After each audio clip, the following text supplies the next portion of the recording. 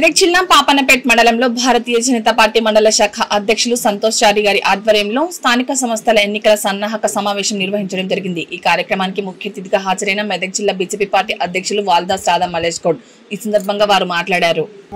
పేరు రాపించిన ప్రతి ఒక్కరికి శుభాకాంక్షలు తెలియజేస్తూ అదే విధంగా ఈ రోజు కొత్తగా మన పార్టీ కండువా కప్పుకున్న ప్రతి ఒక్కరికి కూడా శుభాకాంక్షలు తెలియజేస్తూ ఈరోజు పాపన్నపేట మండలంలో ఈ యొక్క సన్నాహక సమావేశము మనం నిర్వహిస్తున్నాము।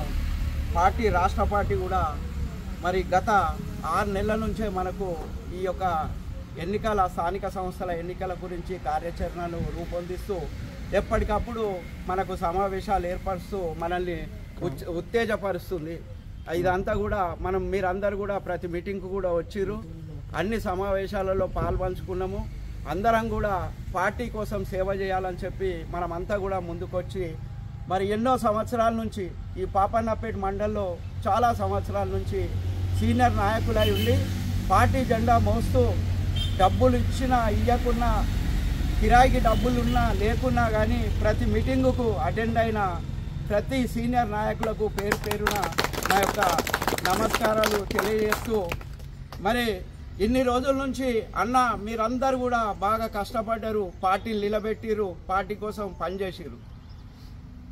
ఇప్పుడు మనకు మంచి అవకాశం వచ్చింది, ఈ అవకాశాన్ని మనమందరం కూడా ఉపయోగించుకోవాలి। ఈరోజు పేర్లు చూసినా నేను ఇప్పుడు 15 ఎంపీటీసీలు ఉన్నాయి మన దగ్గర, సర్పంచులేమో 38 నుంచి 40 ఉన్నాయి। 40 రెండు తాండాలు కొత్తగా అయినాయి కాబట్టి 40 ఎంపీటీసీ సర్పంచులు ఉన్నారు, ఒక 15 ఎంపీటీసీలు ఉన్నారు। మనకు ముఖ్యంగా 15 ఎంపీటీసీలు ఉన్నారంటే ఈ ఎంపీటీసీలు మనకు చాలా కీలకం। ఎందుకంటే మనకు ఒకటేసారి ఎన్నికలు జరుగుతున్నాయి కాబట్టి జెడ్పీటీసీ ఎంపీటీసీ ఒకటేసారి కలుస్తున్నాయి।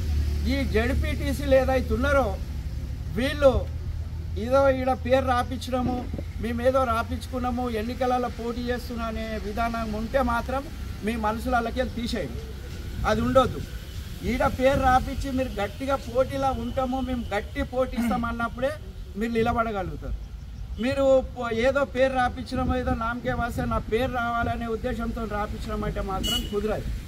రాష్ట్ర పార్టీ చాలా సీరియస్గా ఉంది, ఎవరైతే పేర్లు ఇచ్చిరో అందులో ఇప్పుడు 2 పేర్లు 3 పేర్లు ఉంటే అవన్నీ కూడా మళ్ళా మేము ఇప్పుడు మండలాధ్యక్షుడు కానీ కొందరు సీనియర్ నాయకులు, ఆయన రాములు ఉన్నాడు, బీకొండ రాములు ఉన్నాడు, ఈ మండలానికి పెద్ద మనిషి సత్యాన్న ఉన్నాడు, మేమందరం కూడా కలిసి ఎవరు గెలుస్తారు, ఎవరైతే బాగుంటుంది, ఎంపీటీసీ పరిధిలో ఎవరికి మంచి పేరు ఉన్నది, పరిచయాలు ఉన్నాయి, ఇవన్నీ కూడా మేము తెలుసుకొని అది లాస్ట్లో ఫైనల్లో డిక్లేర్ చేస్తాము। మరి ఇలా ఇచ్చిన 2 పేర్లల్లా మరి 2 కూడా గెలిచే అవకాశం లేదని అంటే ఇంకొక పేరు కూడా మనము కొత్తగా మరి బయట పార్టీలకు వెళ్ళి కూడా లాక్కొని తీసుకొచ్చి మనం గెలుపొందే పరిస్థితులు ఉంటాయి। కాబట్టి మీరందరూ కూడా దీన్ని అర్థం చేసుకొని, ఎందుకంటే ఈరోజు నరేంద్ర మోడీ గారు మన దేశంలో కానీ మన గ్రామాలలో చేసిన ప్రతి పని కూడా కేంద్రం నుంచి వచ్చిన నిధులతోనే చేసిరు, ఇది మనం గౌరవంగా కూడా చెప్పుకోవచ్చు।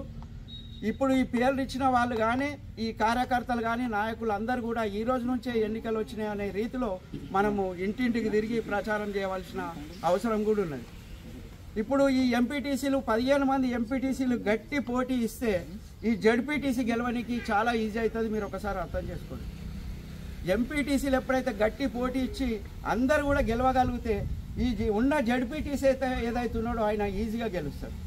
ఇప్పుడు అదే విధంగా సర్పంచ్లకు పోదాం, మనం సర్పంచ్లకు పోతే వార్డు మెంబర్లు ఇంపార్టెంట్। దాంట్లో ఒక సర్పంచ్ ఒక గ్రామ పంచాయతీలో ఒక 10 వార్డులు ఉన్నాయని అంటే ఆ 10 వార్డులలో మన బీజేపీ వాళ్ళు గట్టిగా పోటీ ఇస్తే సర్పంచ్ ఈజీ అయిపోతుంది మనం।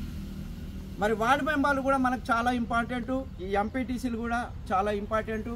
ఇలా మనము ఈ 15 మనం ఒక 8 గిట్ట మనం గెలుచుకున్నట్టయితే మనం ఎంపీపీ కైవశం చేసుకోగలుగుతాం పాపన్నపేట।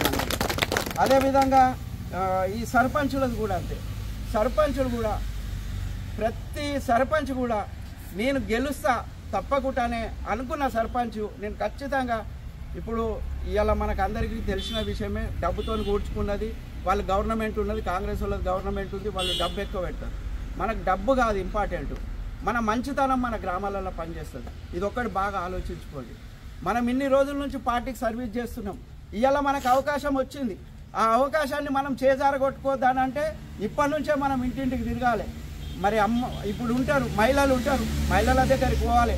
మహిళలకు మన నరేంద్ర మోడీ ఏమి ఇచ్చిండు ఆ వివరంగా చెప్పాలి. ఇవాళ కాంగ్రెస్ ప్రభుత్వం ఏం చెప్తుంది, మహిళలకు 2500 ఇస్తామన్నారు, ఇయ్యలేరు. మరి వాళ్ళు ఇయ్యలేరు, మనం ఇస్తున్నాము. మరి అదేవిధంగా మరి రేషన్ బియ్యం ఉన్నది, వాళ్ళు మొన్నటిదాకా సన్న బియ్యం ఇచ్చినామని ప్రచారం చేసుకురు. అది అబద్ధమైన ముచ్చట. సన్న బియ్యం ఇచ్చేది కూడా 3 నెలల అడ్వాన్స్ బియ్యం కూడా ఇచ్చింది మన నరేంద్ర మోడీ గారు. ఇవన్నీ కూడా గ్రామాలలో సీసీ రోడ్లు అయితేనేమి, ఎల్ఈడి లైట్లు అయితేనేమి, ఇవన్నీ కూడా ఇచ్చింది. వైకుంఠ ధామాలు అయితేనేమి, మహిళల ఆత్మగౌరవం కోసం మన నరేంద్ర మోడీ ఎప్పుడో ఆలోచించి మరి 3-4 సంవత్సరాల కిందనే ఏ ఇంట్లో అయితే బాత్రూమ్ లేదో వాళ్ళందరికీ కూడా మరి బాత్రూమ్లు కట్టించిన ఘనత 12,000 ఒక బాత్రూమ్కి ఇచ్చి కట్టించిన ఘనత మరి మన నరేంద్ర మోడీ గారు. ఇవి ఏ పని చూసినా కానీ గ్రామాలలో మనయే ఉన్నాయి కాబట్టి మనం గర్వంగా చెప్పుకుందాం. మరి మంచి ఉద్దేశంతో మమ్మల్ని గెలిపిమని చెప్పి వాళ్ళని బట్టిలాడుకుందాం. ఓటర్ దగ్గరికి ప్రతి ఓటర్ను కూడా టచ్ చేయాలి. మళ్ళీ కొంతమంది ఓటర్లు కూడా బతుకుదెరువు కోసం అని ఎక్కడెక్కడనో దూర ప్రాంతాలకు వెళ్ళిరు, వాళ్ళందరికీ కూడా లిస్టు తీసుకోవాలి. ఇప్పుడు మళ్ళా మీ గ్రామ పంచాయతీలు ఉన్న ఎవరైతే సర్పంచ్లు అనుకుంటారో 3 పేర్లు ఇచ్చిరనుకో, 3 ఒకతాన కూర్చోండి. ఆ ఓటర్ లిస్ట్ ఏంటిది ఒక్కసారి ఓటర్ లిస్టును పరీక్షించండి.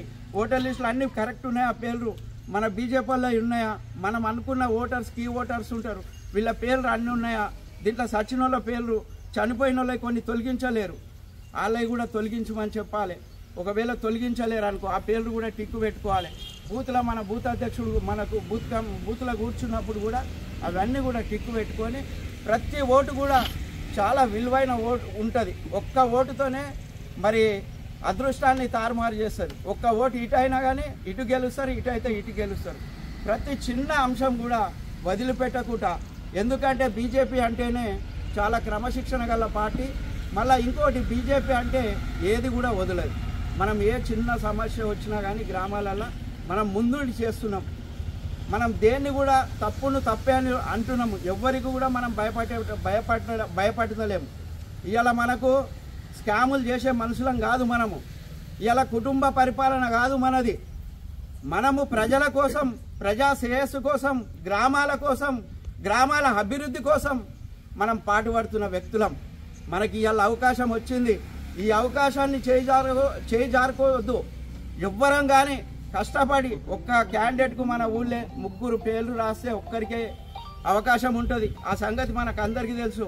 ఆ ఇద్దరు మళ్ళా జారిపోకుండా ఆ ఇద్దరు కూడా ఏ అయితే క్యాండిడేట్ అనుకున్నామో ఆ క్యాండిడేట్కు బీఫామ్ ఏ క్యాండిడేట్ అయితే, పార్టీ ఏ క్యాండిడేట్ అయితే పేరు ఇస్తుందో ఆ పేరున్న వ్యక్తికి ఖచ్చితంగా మనం అందరం కూడా సపోర్ట్ చేసి మనం ఖచ్చితంగా గెలిపించుకోవాల్సిన అవసరం ఉంది. ఈరోజు యుద్ధం లెక్క ఒక యుద్ధ వాతావరణం ఏర్పడుతుంది. ఎన్నికలంటే యుద్ధంలోకి పోయినాక మనం కొట్లాడుకుంటే కుదరది. మనం యుద్ధంలో పోయినప్పుడు ఎవరిని కొట్టాలి, మన శత్రువుని కొట్టే పని చేయాలి. మనం చూస్తాం, కొన్ని యుద్ధాలు చూస్తున్నాం, కాలు ఒక దిక్కు కాలు ఇరిగిపోతుంది, కాలును వాడు నరికేసిపోతాడు. అయినా వీడు కుంటుకుంటా కూడా 3-4 కూడా కథం పెట్టే సంఘటనలు మనం ఎన్నో చూసినాం జీవితంలో, చరిత్రలో ఉన్నాయి. మరి ఈరోజు మనకు అవన్నీ కూడా లేకుండా మన ఆయుధం ఒకటే, నరేంద్ర మోడీ గారు మనం చేసిన గ్రామాలకు